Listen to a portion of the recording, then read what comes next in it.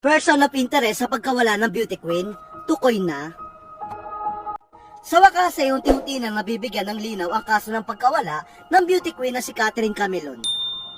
Mahigit 2 linggo na nga nawawala ang 26 anyos sa teacher at beauty queen na kinatawan ng Toy Batangas sa Miss Grand Philippines 2023. Matatandaan na una siyang naiulat na nawawala noong October 13. Huling nakausap si Catherine ng kanyang pamilya pasado alas 8 ng gabi ng October 12. Huminto raw kasi si Catherine sa isang gasolinahan para hintayin ang kaibigan nito na hindi na niya sinabi kung sino. Malaking palaisipan nga para sa pamilya ni Catherine ang kanyang pagkawala. Una, dahil hindi raw ito umaalis ang hindi nagpapaalam kung saan pupunta.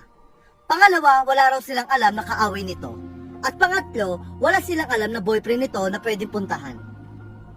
Ngunit makalipas ang ilang araw, mukhang mali ang pamilya ni Catherine dahil lumalabas na may boyfriend pala ang dalaga. Na tinutukoy ng Police Regional Office 4A bilang person of interest sa pagkawala ni Catherine. At posibleng ito rin ang iniintay ni Catherine na kaibigan umano nito nang muli siyang makausap ng kanyang pamilya. Sa pahayag ng PRO 4A, sinabi nilang isang kaparodila o isa ring pulis ang person of interest sa pagkawala ni Catherine. Ayon kay Police Brigadier General Paul Kenneth Lucas, ang nasabing pulis ang hinihinalang huling kasama at may kinalaman sa pagkawala ni Catherine ay isa umanong police officer 1 na maaaring boyfriend ng dalaga. Napag-alaman nila ang koneksyon ni Catherine at ang pulis dahil sa umano'y text message na natanggap ng ate ni Catherine mula sa close friend ng dalaga. Ibinunyag umano ng close friend niya na mayroong relasyon si Catherine at ang pulis.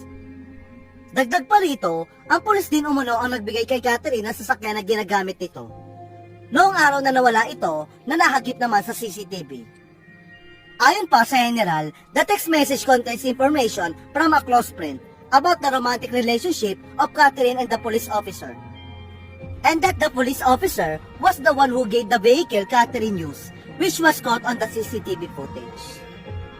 Samantala, sinabi naman ng PRO 4A na agad na inalis sa pwesto ang pulis para siguraduhin ang patas na investigasyon sa kaso. Malaki rin umano ang kanilang paniniwala batay sa kanilang list na buhay pa si Catherine.